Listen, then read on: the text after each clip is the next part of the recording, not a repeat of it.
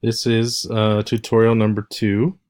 As you remember in the first tutorial, you will go to Google Drive. You will also select New, go to More, and to Google Sites. Today, after creating that, we will look at how we can develop a theme.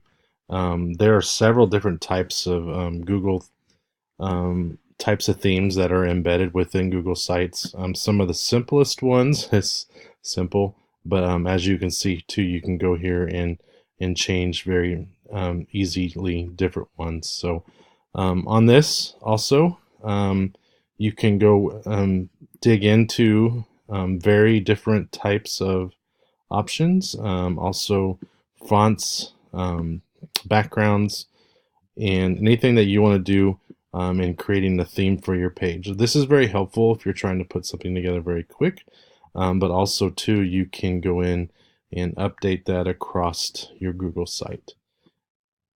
Another feature on themes is basically the ability to change the different attributes of the theme itself and then to use it throughout your Google site.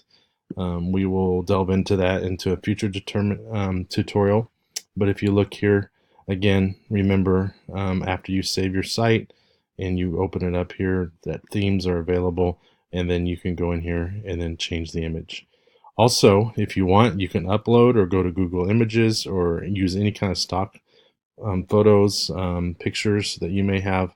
Also, too, once you're in the theme, you can also change the different types of how the banner and the splash page comes up here. So you will find that stuff there as well.